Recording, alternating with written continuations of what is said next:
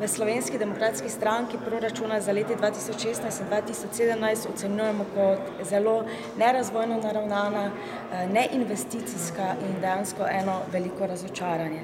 Zakaj? Če pogledamo na strani prihodkov, imamo dejansko, zelo nerealne osnove na strani pričakovanih prihodkov ze strani evropskih sredstev, saj se nekako planirata višje, kot imamo v letu 2015.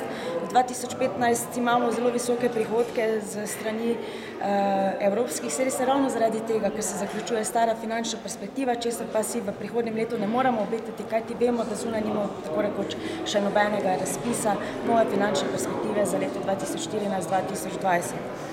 Na strani odhodkov pa se varčuje predvsem pri investicijah in to je dejansko velik problem, kajti vemo, ne bo denarja ne za infrastrukturne projekte, ne bo denarja za investicije, veliko bodo prizadete same občine, investicije pa dejansko pomenijo tudi zagon gospodarstva, pomenijo posredno nova delovna mesta, ohranitev obstoječih delovnih mest in seveda tudi izboljšanje pogojev za bivanje, za blaginjo državljank in državljanov Republike Slovenije.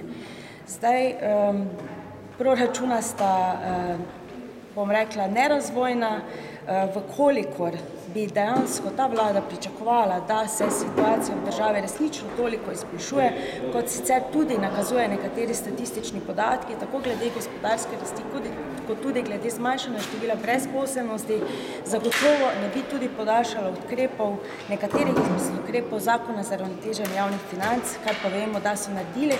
Prav tako v tem primeru ne bi bilo potrebe potem, da bi povečevali nekatere socialne transfere, saj bi se moralo število prejemnikov socialnih pomoči zmanjševati. Tako da proračuna sta zelo slaba. Hvala.